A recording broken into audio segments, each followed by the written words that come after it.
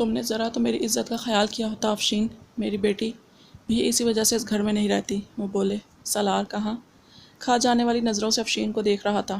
اس کا بس نہیں چل رہا تھا مار مار کے اس عورت کا اور اس سے ڈرنے والی اپنی بیوی کا حشر ہی بگاڑ دے۔ وہ اسے لے کر کیا سوچ رہا تھا، اور جب کہانی کھلی تو وہ الگ ہی کہانی تھی۔ اس سے بڑا کوئی احمق دنیا میں نہیں تھا۔ وہ سرخ چہرے کے ساتھ باپ کو دیکھ رہا تھا۔ افشین زمل کو گھور رہی تھی جو رونے میں مصروف تھی۔ سکندر، اب یہ حقیقت بن گئی ہے تمہاری بیوی یہاں رہنے کے قابل نہیں۔ ان کی بات پر سکندر نے شرمندگی سے سر ہلایا، جبکہ افشین چلانے لگی، میں یہاں سے کہیں نہیں جاؤں گی۔ کوئی جائے گا تو یہ جشن فروش میرے بیٹے کی اترن۔ بس اس سے پہلے وہ بات مکمل کرتی، سالار کی دھاڑ سے ایک دم رک گئی۔ سب افشین کو نفرت سے دیکھ رہے تھے۔ سب کی زبانوں پر اپنی امیج اور اپنی عزت کو آج اس نے داؤں پر لگا دیا تھا۔ بابا، میں بنا لحاظ کے اس عورت کی زبان کھینچ دوں گا۔ سالار کا غصے سے جیسا دماغ پھٹنے کو تھا۔ سکندر نے مرتضیٰ کو کے دیکھنے پر شرمندگی سے افشین کو کھینچنا چاہا تھا۔ کوئی اس کی اصلیت نہیں جانتا سوائے میرے۔ اس کا باپ اسے بھیج چکا تھا۔ ایک رات کسی غیر مرد کے ساتھ گزاری تھی اس نے۔ میرا بیٹا تو ٹھیک ہے، پاگل تھا سالار بیٹا، تم تو پاگل نہیں ہو۔ یہ لڑکی کہیں سے بھی تمہارے ساتھ رہنے کے قابل نہیں۔ افشین نے سارا سچ کھول کر سب کے سامنے رکھ دیا۔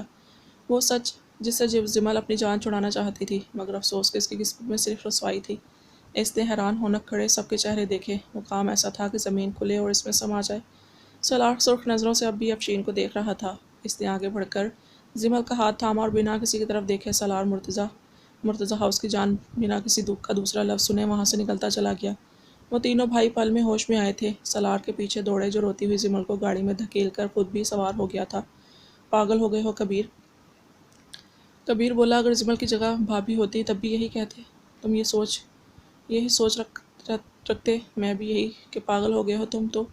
وہ غصے سے بولا اور کبیر کا ہاتھ جھڑک کر گاڑی سٹارٹ کر لی۔ جانے دو مجھے، ابھی روکا تو اس افشین کا قتل کر دوں گا۔ وہ نفرت سے بولا۔ عارض نے کبیر کا ہاتھ پکڑ کر پیچھے کیا۔ بالکل جائز بات تھی، اگر وہ اس کی جگہ ہوتا تو ایسا ہی کرتا۔ سوال اس کی بیوی تھا اور جو اس سے باتیں کہی تھیں کسی بھی بے غیرت مند مرد کی برداشت سے باہر تھی۔ اس نے گاڑی موڑ لی اور وہاں سے چلا گیا۔ تینوں بھائی بھڑک کر اندر آئے اور باپ کے انصاف کا انتظار کرنے لگے۔ افشین بنا شرم کیے کھڑی تھی، گویا اسے سچ بیان کیا تھا۔ سکندر نے شرمندگی سے سر جھکا لیا تھا۔ بابا کچھ بولے۔ ذہن بھڑکا تھا۔ جاؤ سب اپنی اپنی جگہ پر، مرتضیٰ نے کہا۔ بابا یہ احتجاج ہے، عارض کی طرف سے تھا۔ جاؤ اپنی بیوی کو یہاں سے لے جاؤ مرتضیٰ نے کہا۔ سکندر نے افشین کو گھسیٹ کر لے گیا۔ پورے گھر میں سالار کے جانے پر احتجاجی نظریں مرتضیٰ پر تھیں۔ مجھ سے زیادہ یہ کسی کو عزیز نہیں۔ اس کا غصہ اترے گا۔ اور جو افشین چچی بولی ہیں بھابھی کے متعلق، وہ دوبارہ یہاں کبھی نہیں آئیں گے، اور کوئی اس گھر کا فرد دوبارہ اس موضوع پر بات نہیں کرے گا۔ اور سب کے بیچ بتا رہا ہوں، آج ان دونوں کی رخصتی ہو گئی ہے۔ جب غصہ اترے گا لوٹ آئے گا، انہوں نے کہا، اور وہاں سے چلے گئے۔ باقی پیچھے سب ایک دوسرے کو دیکھتے رہ گئے۔ گاڑی میں صرف زمل کے رونے کی آواز تھی۔ سالار اب تک کچھ نہیں بولا تھا۔ جیسے ہی فلیٹ کے نزدیک پہنچے، سالار نے اپنے پیچھے آتی گاڑی میں اپنی گاڑی کی چابی پھینکی اور زمل کا ہاتھ کھینچ کر اسے باہر گھسیٹ کر لفٹ تک لے آیا۔ زمل آج اس سے خوب ڈر رہی تھی۔ سالار نے فلیٹ کھولا اور اسے اندر دھکا دیا۔ بالکل بھی نرمی نہیں تھی اس کے انداز میں۔ وہ ان سب باتوں پر یقین لے آیا ہے۔ کیا وہ اس سے کچھ سوال نہیں کرے گا؟ اور اگر کرے گا تو کیا اس کے پاس جواب ہوگا؟ وہ کیا کہے گی ان سب باتوں کے؟ اس کے پاس کوئی جواب نہیں تھا۔ اس کی دعا تھی سالار اس سے کچھ نہ پوچھے۔ سالار نے دروازہ بند کیا اور اپنے پیچھے ہونک کھڑی زمل کو دیکھا۔ آج اندازہ ہوا تھا اسے اس کا زمل سے کیا تعلق تھا۔ وہ زمل کے قریب آیا۔ تم نے مجھے پہلے کیوں نہیں بتایا؟ زمل کو لگا آج وہ ڈہ گئی۔ اب اس کے پاس کوئی جواب نہیں تھا۔ وہ تو اس کی محبت میں چور تھا۔ اب اسے اپنے ماضی کا حساب دینا پڑے گا۔ میں یہ سب باتیں آپ کو پہلے بتا دیتی، مگر مجھے ڈر لگتا تھا میرے وجود سے نفرت کر کے آپ مجھ سے الگ ہو جائیں گے۔ کیا بکواس ہے؟ میں افشین کے بارے میں پوچھ رہا ہوں۔ وہ تمہیں ہراساں کرتی تھی اور تم نے مجھے نہیں بتایا۔ تمہیں مارتی بھی تھی، وہ بھی نہیں۔ میں آپ کو سچ بتانا چاہتی ہوں سالار، اس نے جو بھی کہا سب کچھ بس چپ نہیں، خدا کے لیے سن لیں سب مجھ سے۔ میں اپنی زندگی کے اس بوجھ کو اتارنا چاہتی ہوں۔ وہ پھوٹ پھوٹ کر رو دی، جبکہ سالار نے آگے بڑھ کر اسے باہوں میں سمیٹ لیا۔ وہ اسے لیے صوفے پر بیٹھ گیا۔ آج اس نے کوئی احتجاج نہیں کیا تھا۔ وہ اس کے حصار سے نکلنے کے لیے سالار کی گرفت اس پر سخت تھی۔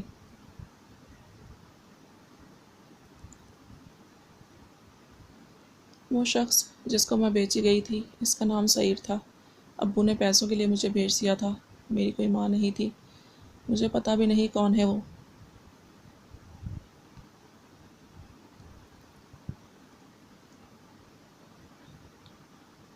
لگتا ہے آج تک میرا تو باپ بھی سکا نہیں، وہ رونے لگی۔ انہوں نے مجھے بیچ دیا، میں قسم کھاتی ہوں میری عزت محفوظ ہے۔ انف از انف۔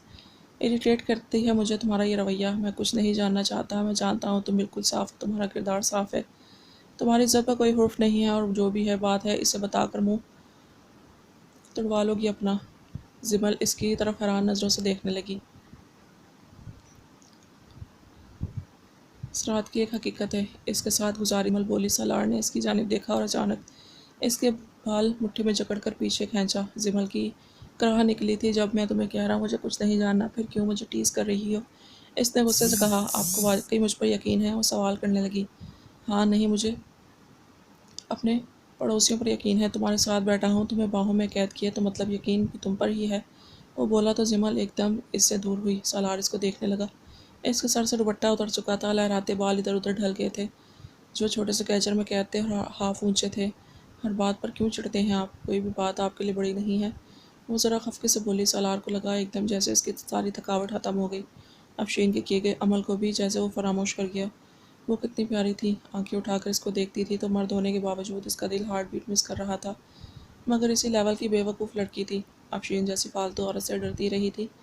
ہاں وہ ایک نام پر اس کے سارے قصے میں چونکہ چونکا تھا، اور وہ نام سعید کا تھا۔ پل بھر کے لیے اس نے زمل کو دیکھا بھی تھا، مگر شاید وہ محسوس نہیں کر سکی۔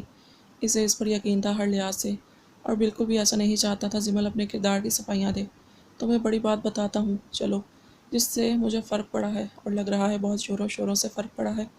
اس نے اس کے شانے پر سے نرم لٹوں کو دور کیا۔ زمل کی نگاہ اس کے ہاتھ کے ارکن پر تھی۔ وہ کچھ فاصلہ بنا کے سالار نے اس کی جانب دیکھا، صوفے پر ہاتھ پھیلا لیا اور اسے اپنے نزدیک آنے کا اشارہ کیا۔ زمل نے سانس حلق میں اتارا اور لاشعوری طور پر نچلے ہونٹ کو دانتوں میں دبا گئی۔ سالار پر یہ حرکت کافی بھاری پڑی تھی۔ وہ دم سادے اس بوڑھے اونٹ کو دیکھنے لگا۔ زمل کا احساس ہوا تو جلدی سے چہرہ موڑ لیا۔ نظروں میں ہی اتنی تپش رکھتا تھا کہ سامنے والا اپنا آپ بچائے بھی تو کیسے۔ بات سنو، میری یہ ایٹیٹیوڈ کسی اور کو جا کر دکھاؤ۔ اچانک اس کا ہاتھ کھینچ کر وہ بولا۔ زمل نے اس کی جانب دیکھا، آنکھوں میں حیرانگی اتر آئی۔ میں نے کب ایٹیٹیوڈ دکھایا ہے؟ وہ منمنائی۔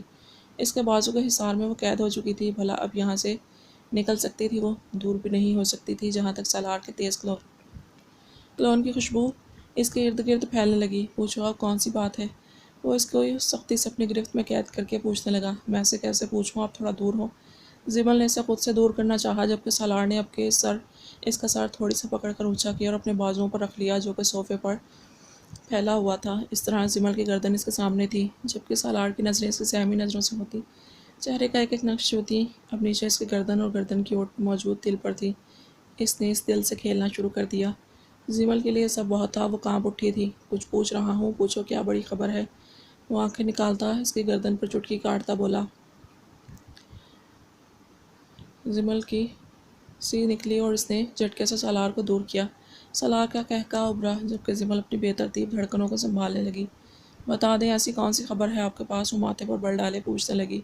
بڑی بات ہے، تمہیں اس کے لیے کچھ کرنا پڑے گا، وہ اتراتا بولا۔ زمل چند پل کے لیے اسے دیکھتی رہ گئی اور اس کے بعد اپنا دوپٹہ درست کرتی وہاں سے اٹھ گئی۔ نہ بتائیں چلے، اس نے عام سے لہجے میں کہا۔ دل خوش تھا، اتنی بڑی بات کو اس نے عام اور بے ضرر کر دیا تھا، یا شاید محسوس کیا تھا تو محسوس ہونے نہیں دیا تھا، مگر اسے لگ رہا تھا سارے بوجھ دل پر سے اتر گئے ہیں۔ ہاں وہ کبھی اس سے اظہار نہیں کر پائے گی، مگر آج وہ مان گئی تھی اور دل میں سے تصور کر کے اسے کہہ دیا تھا۔ سالار مرتضیٰ، مجھے تمہارے خود پر یقین سے محبت ہے، تمہارے محافظ ان بازوں سے محبت ہے، تمہاری گئی عزت سے محبت ہے۔ ہاں مجھے تمہاری اس لاپرواہ عجیب سے مگر سب سے یونیک دل سے محبت ہے۔ مجھے تمہارے چہرے کے ہینڈسم نقوش سے محبت ہے، تمہاری آنکھوں کا اپنی طرف اٹھنا اور نظر بھر کر دیکھنا۔ مجھے ہر اس لمحے سے محبت ہے جو میں تمہارے ساتھ گزار کر۔ وہ کچن تک چلتی مسکراتی ہوئی سوچ رہی تھی۔ وہ اتنی آزاد زندگی میں کبھی خود کو محسوس نہیں کر پائی تھی جتنا اس وقت کر رہی تھی۔ اچانک اس کی نگاہ سالار پر اٹھی۔ وہ آنکھیں پھاڑے اسے دیکھ رہا تھا، نہ جانے کیسے، مگر بے ساختہ وہ ہنس پڑی کھلکھلا کر۔ یہ جو تمہاری حرکتیں ہیں نا مجھے اگنور کرنے کی، بس 1 منٹ میں چٹکی بجا کر تمہیں سیدھا کر دوں گا، سمجھتی کیا ہو خود کو؟ وہ غصے سے بھڑکتا اٹھا، مگر صاف دکھ رہا تھا یہ غصہ مصنوعی ہے۔ وہ اس کے پاس آنے لگا۔ زمل کو صاف خطرہ دکھائی دے رہا تھا۔ وہ جلدی سے گھبرا کر کمرے کی جانب بھاگی۔ سالار چونکہ اس سے دور تھا، ایک دم بھاگ کر اسے پکڑ نہیں سکا اور اس طرح زمل تو کمرے میں بند ہو گئی اور سالار باہر کھڑا رہ گیا، مگر گلاس وال ہونے کی وجہ سے سب آر پار نظر آ رہا تھا۔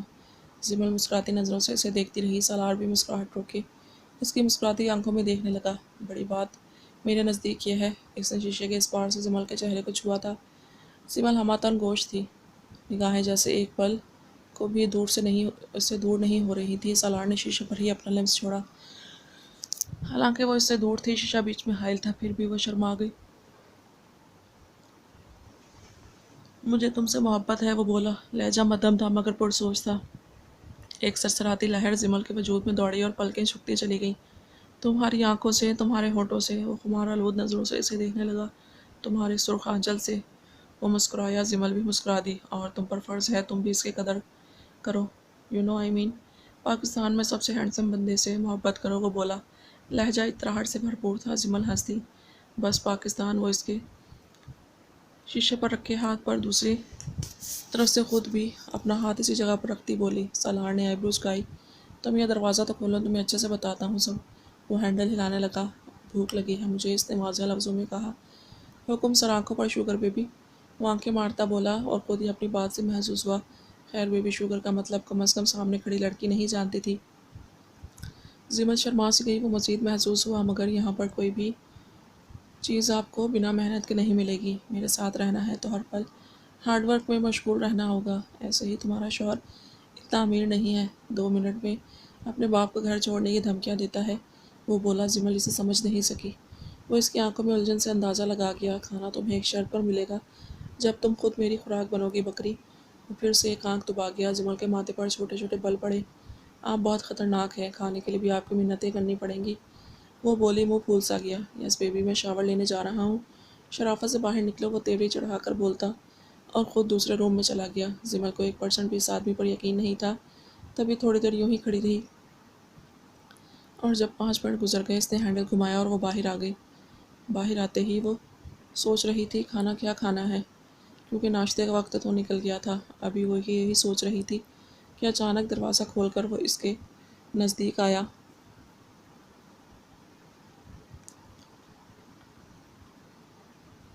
اور اس کے گال پر شدت بھرا لمس رکھا اور اپنے دونوں بازوؤں سے اس کا احتجاج کرتا وجود جکڑا، اور وہ اس کے گال پر زور سے کاٹ کر دوبارہ روم میں بھاگ گیا۔ زمل کو جھٹکا لگا تھا اور گال پر اتنی شدت سے تکلیف ہوئی تھی کہ اس کے آنسو آ گئے تھے۔ وہ دانت نکالتے سالار کو دیکھا۔ زمل کا بس نہیں چلا، پاس پڑا، آواز اٹھا کر اس کے سر پر دے مارے، تمہیں کیا لگ رہا تھا بچ جاؤ گی مجھ سے؟ وہ فلائنگ کس اچھالتا بولا، آپ چلے جائیں یہاں سے۔ وہ آنسو روکتی بولی، گال پر بہت زور سے کاٹا تھا، یہ نشان تمہارے منہ پر بہت جچ رہا ہے، ابھی مزید نشانوں کی منتظر رہو، وہ مزے سے کہتا ڈور کلوز کر کے اندر بند ہو گیا، جبکہ زمل گال رگڑنے لگی۔ کیا اس جیسی لڑکی کا اس کے ساتھ گزارا ہے، جو پل میں آندھی طوفان بن جاتا ہے اور اس کی جان پر بنا دیتا ہے، بے شرم۔ اس نے بس اتنا ہی سوچا اور صوفے پہ بیٹھ گئی۔ نین کے سر میں بہت درد تھا، وہ مدیحہ سے کہہ کر واپس کمرے میں آ گئی۔ اسے آج عجیب سا احساس ہو رہا تھا، نہ جانے کیوں، جیسے دل بجھ رہا تھا۔ اس نے سوچا کیوں نہ وہ اپنے گھر چلی جائے۔ اٹھ کر باہر آئی اور مدیحہ سے پوچھا۔ مدیحہ مسکرا دی، میں نے پہلے بھی کہا ہے میری اجازت کی ضرورت نہیں تمہیں، وہ بولی، اور نین نے سر ہلایا اور وہ روم میں آ کر ریڈی ہونے لگی، حالانکہ اس کو چند ماہ ہوئے تھے۔ وہ تو تھک گئی تھی بہت زیادہ، نہ جانے آیت اپنے آخری بنس میں یہ جاب کا مشغلہ کیسے انجام دے رہی تھی۔ وہ تیار ہو کر ڈرائیور کے ساتھ گھر کے لیے نکل گئی، ہونٹوں پر مسکراہٹ تھی، بہت دنوں بعد اپنے گھر جا رہی تھی وہ۔ جیسے ہی وہ گھر کے دروازے پر پہنچی تو محلے کے سب لوگوں نے اس کی بڑی ساری گاڑی دیکھ ڈرائیور کو دیکھا تھا۔ وہ گاڑی میں سے اتر کر اندر چلی گئی، دروازہ امی نے کھولا تھا۔ سب اسے دیکھ کر خوش ہوئے تھے، مگر وہ پر احمد کو دیکھ کر بالکل نہیں ہوئی۔ اس نے بیزاریت سے سب کو دیکھا، احمد سے تو نفرت ہی ہو گئی تھی، کس طرح اس نے اسے بلیک میل کرنے کی کوشش کی تھی۔ وہ بنا سلام دعا کے بیٹھ گئی، بیٹی اتنے بڑے لوگوں میں جا کر سلام دعا تہذیب سب بھول گئی ہو۔ پھپھو نے طنز مارا۔ پھپھو، جب احمد کی نوکری میرے شوہر کے آفس میں لگی تھی تو احمد نے بھی ابا سے سلام کرنا چھوڑ دیا تھا، بہت دکھ ہوتا تھا کہ پیسہ کی اتنی اہمیت رکھتا ہے، مگر پھر بات تربیت کی بھی آ جاتی ہے، اور سب سے اہم بات چند پیسے کچھ لوگوں کے پاس آ جائیں تو وہ اسے سما نہیں پاتے، اور میری نہ تربیت ایسی ہے اور نہ پیسے کا گھمنڈ ہے مجھے۔ اللہ نے مجھے بہتر سے بہترین، اور اگر اس سے بھی کچھ زیادہ کہوں تو وہ دیا ہے۔ آپ نہ بھی کہتی تو میں سلام ہی کرنے لگی تھی۔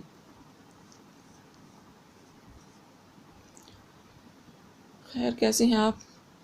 وہ کانفیڈنس احمد پپھو، یہاں تک کہ اس کے ماں باپ بھی حیران دیکھ کر حیران رہ گئے۔ وہ بنا جھجکے پپھو کی طرف دیکھنے لگی۔ ہاں میں ٹھیک ہوں، پپھو چند لمحوں بعد بولی۔ امی مجھے بھوک لگ رہی ہے، کچھ کھانے میں ہے۔ اس نے ماں کی طرف دیکھا اور ان دونوں کو سرے سے اگنور کر دیا۔ جبکہ امی نے سر ہلایا۔ پلاؤ بنایا ہے، لاتی ہوں میں، وہ مسکرا کر بولی تو نین خوش ہو گئی۔ اس کا بڑا سارا موبائل، ہاتھوں میں سونے کی انگوٹھیاں، کانوں میں سونے کے ایئرنگ، ہاتھوں میں مہنگے کڑے جو سونے کے ہی تھے، گلے میں کے الفابیٹ کی چین اور دوسرے ہاتھ میں وہی بریسلٹ جو احمد نے اٹھایا تھا۔ وہ سر تا پیر بدل چکی تھی، ابا سے بات کر رہی تھی جبکہ دونوں ماں بیٹے سے گور رہے تھے۔ بیٹا کبیر کو بلاتی، کتنے دنوں بعد آئی ہو، انہوں نے کہا تو نین مسکرا دی۔ بابا آج کل تو وہ بہت بزی ہیں، اس وقت بھی آفس میں ہیں، اور دیکھے میں بتا کر بھی نہیں آئی، وہ مسکرا دی۔ تو اس کے والد بھی اس کو خوش دیکھ کر مسکرائے اور سکون کی سانس لی۔ چلو اس سے کہو رات کا کھانا ہمارے ساتھ کھا لے، وہ بازید ہوئے۔ ہاں ہاں بیٹی، ہم بھی مل لیں گے، پپھو نے کہا۔ نین اتنا خوبصورت نوجوان کیسے مل سکتا تھا، وہ بھی اتنا امیر؟ پپھو کی جلدی کم ہی نہیں ہو رہی تھی۔ نین نے ایک نظر پپھو کو دیکھا۔ وہ کبیر اور احمد کو آمنے سامنے نہیں کرنا چاہتی تھی، مگر ابا کی ضد پر وہ اٹھی اور باہر چلی گئی۔ کبیر کو کال ملائی۔ جی فرمائیے، طبیعت صحت ٹھیک؟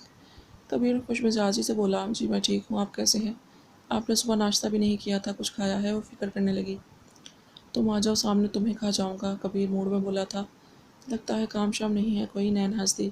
کہاں یار، بہت کام ہے، فرصت نہیں تھی، یہ تو اس تپتے ماحول میں تمہاری کال ٹھنڈی ہوا کی طرح لگی ہے، بس ڈائلاگ مارنا بند کرے۔ سالار بھائی کے بارے میں کچھ پتہ چلا؟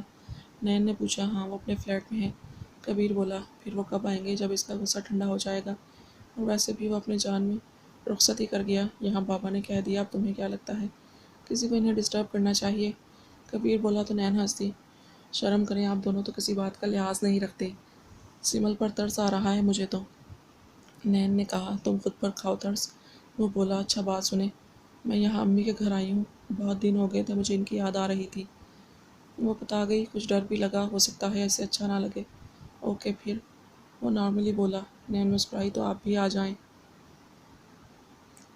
اس نے جلدی سے کہا۔ فی الحال تو بالکل نہیں میری جان، میں رات تمہیں پک کر لوں گا، وہ بولا۔ اوکے، نین کا دل جوش سا مارنے لگا۔ وہ کتنا اچھا تھا۔ اوکے بائے کہہ کر دونوں نے فون بند کیا۔ وہ مڑی تو احمد پیچھے کھڑا تھا۔ وہ اس کی شکل بھی دیکھنا نہیں چاہتی تھی، وہ اگنور کر کے گزرنے لگی۔ کیسی ہو؟ بہت خوش ہوں، تم کیوں پوچھ رہے ہو؟ نین نے ٹکا سا جواب دیا۔ یہ بریسلٹ، احمد بریسلٹ کو دیکھنے لگا۔ چوری ہو گیا تھا، کسی نے اپنے گندے ارادوں کے لیے استعمال کرنے کی کوشش کی تھی، مگر قسمت تو میری کتنی اچھی ہے، یہ میرا تھا، میرے پاس ہی آ گیا، اس نے کہا۔ احمد نے غصے سے اس کی طرف دیکھا، وہ سب سمجھتا تھا۔ طنز اتنا مت اتراؤ، تمہاری محبت کی داستان منظر عام پر لا کر یہ شان و شوکت سب چھین لوں گا۔ احمد مسکرایا۔ نین کا چہرہ پھیکا سا پڑ گیا۔ وہ صرف بھول تھی، وہ جیسے غصے سے بولی۔ خیر بھول تو مت کہو، تم میری محبت میں پاگل تھی، یہاں تک کہ کبیر سے تم نے پیسے کے لیے شادی کی تھی، مجھے نیچا دکھانے کے لیے۔ یہاں محبت، یہ شعری لہجے، یہ تمہارا بھرا بھرا وجود، یہ سب بتا رہا ہے یہ اس آدمی کی زبردستی ہے۔ احمد اس کے نزدیک ہوا۔ نین کا اس کی بکواس سے دم سا گھٹنے لگا۔ یہ سب جھوٹ ہے، میں صرف اپنے شوہر سے محبت کرتی ہوں، اور تم مجھے فضول بلیک میل کرنا بند کرو۔ وہ ذرا خود پر قابو پاتے غصہ ہوئی، جبکہ احمد کچھ دیکھ کر مسکرا رہا تھا۔ سوچ لو، اب تو تمہارے پاس پیسہ بھی آ گیا ہے، بہت کچھ دیا ہے اس نے، واپس لوٹ آؤ، میں آج بھی تم سے محبت کرتا ہوں۔ ہاں میں بہک گیا تھا، مگر محبت ختم نہیں ہوئی تھی۔ بکواس بند کرو، وہ چیخی، جبکہ احمد نے اس کا ہاتھ تھام لیا۔ اس کے جس ہاتھ میں سیل فون تھا، وہ ہاتھ اس کی آنکھوں کے آگے کیا، اور نین کو لگا اس کے قدموں تلے زمین کھسک گئی ہو۔ کال چل رہی تھی، کبیر کال پر تھا، اس کے ہاتھ کانپ اٹھے، آنکھوں سے آنسوؤں کی روانی بن گئی، وہ پتے کی طرح کانپنے لگی، جبکہ احمد اس کا گال تھپ تھپا کر جان بوجھ کر آئی لو یو بیبی کہہ کر وہاں سے چلا گیا۔ کال اب بھی چل رہی تھی۔ نین نے خشک حلق میں تھوک نگلا۔ کب؟ کبیر لفظ ٹوٹ گیا، وہ بمشکل بولی۔ دوسری طرف سے کال ڈراپ ہو گئی۔ نین وہیں بیٹھتی چلی گئی۔ حارث کے سر پر بم بن کر گری تھی یہ بات کہ اس کی سیکرٹری آج سے آیت ہے، بڑے بھیا کی اس حرکت پر وہ خون کے آنسو رو دیا تھا۔ آیت اس کی سیکرٹری، یہ کیسے ممکن تھا؟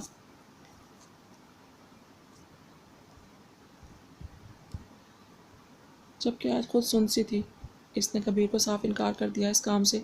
میں تم دونوں کو بتا چکا ہوں، یہاں تم دونوں پروفیشنل ہو، وہ تمہاری سیکرٹری اور وہ تمہارا باس، مگر باس کا مطلب کام کی حد تک بس، کیونکہ تم جانتے ہو اس آفس کا باس کون ہے۔ کبیر نے حارث کو آنکھیں دکھائیں۔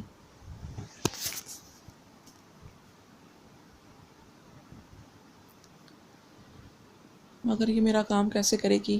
عارض نے جھنجھلا کر کہا۔ اسے ورکرز چاہیے تھے اپنے لیے، وہ بالکل عادی نہیں تھا اپنے خود سے کام کرنے کا۔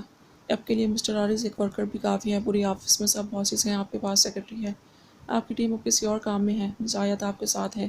بھیا، آیت نے رونی صورت بنائی۔ میری جان، کام تو کام ہوتا ہے، وہ بولا۔ لبوں پر مسکراہٹ آ گئی۔ بالکل اس سے ڈرنے کی ضرورت نہیں، اس کے کان کے قریب کہہ کر وہ باہر نکل گیا، جبکہ آیت نے عارض کی طرف دیکھا ہی نہیں۔ وہ اپنی ٹیبل پر جا کر بیٹھ گئی، جبکہ عارض واقعی رونے والا ہو گیا تھا۔ اسے تو یہ بھی نہیں پتا تھا کہ اس کے پروجیکٹس کی فائل کہاں ہے۔ وہ اپنی چیئر چھوڑ کر اٹھا اور آیت کے پاس آ گیا۔ بہت مزہ آ رہا ہے نا تمہیں؟ عارض غصے سے بولا۔ سر، مجھے کس بات پر مزہ آنا ہے؟ آیت نے سرد مہری سے کہا۔ یہ سب کر کے اپنی حالت دیکھی ہے تم نے؟ آخری منتھ چل رہا ہے تمہارا، عارض بولا۔ تو آیت دیکھا، واقعی؟ اچھا، مجھے نہیں پتا تھا، اب تک صرف اتنا پتا چلا ہے مجھے کہ دوسروں کے ٹکڑوں پر پلی بڑی ہوں، تو میرا بچہ بھی دوسروں کے ٹکڑوں پر پڑے گا۔ نہیں، میں ایسا نہیں چاہتی۔ بٹ کیا بکواس ہے یہ؟ مر گیا ہوں کیا میں؟ وہ جل کر بولا۔ آیت نے اس کی جانب دیکھا، آنکھوں میں ویرانی سے اتر آئی تھی۔ نہیں، آیت مر گئی ہے، وہ بس اتنا ہی بولی۔ عارض کے دل کو کچھ ہوا، وہ چیئر گھسیٹ کر اس کے پاس بیٹھ گیا۔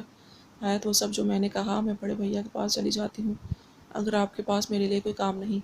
وہ غصے سے بولی۔ آیت، مجھے ایک بار سن لو، شاید تمہاری بدگمانی چلی جائے۔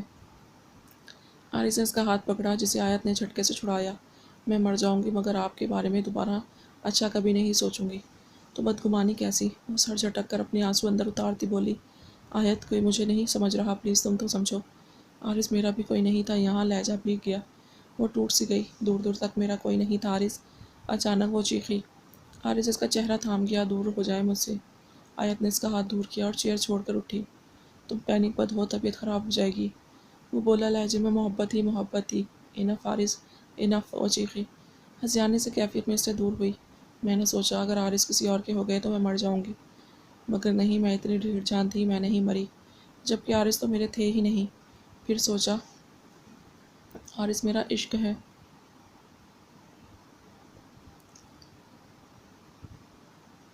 یہ بچہ، وہ حسین دن، وہ راتیں، عارض کے بنا کیسے رہوں گی؟ مگر نہیں، عارض نے مجھے اپنے غرور، اپنے گھمنڈ میں سر ضرورت پر رکھ دیا۔ اچانک اپنا پیٹ پکڑ کر چلا اٹھی۔ آیت! عارض چیخا اور گرتی وہی آیت کو سنبھال لیا ان کی آواز سے۔ کبیر کمرے میں داخل ہوا تھا۔ کیا ہوا ہے آیت کو؟ کبیر نے کھا جانے والی نظروں سے عارض کو دیکھا، جبکہ آیت چیخ رہی تھی۔ عارض کی شرٹ مٹھیوں میں جکڑے، وہ درد سے دوہری ہونے لگی، وہ چہرہ سرخ ہو گیا۔ بھیا، عارض نے کبیر کی طرف دیکھا۔ میں گاڑی نکالتا ہوں، لے آؤ باہر۔ وہ سمجھ گئے فوراً۔ کبیر باہر بھاگا، جبکہ عارض آیت کے منہ پر بس ایک ہی پکار تھی، میری جان۔ عارض نے اسے خود میں بھیجا ہوا تھا، وہ دوڑتا ہوا باہر نکلا تھا۔ مجھے بہت درد ہو رہا ہے، وہ اس کی گردن میں چہرہ چھپا کر پھوٹ پھوٹ کر رو دی۔ عارض نے اسے گاڑی میں بٹھایا اور کبیر نے ہاسپٹل کی جانب گاڑی موڑ لی، جبکہ آیت اسی کے سینے سے لگی تھی، جس سے نفرت کا اظہار کر رہی تھی، جبکہ عارض اس کے کانوں پر جھکا صرف 2 لفظ بول رہا تھا، آئی ایم سوری۔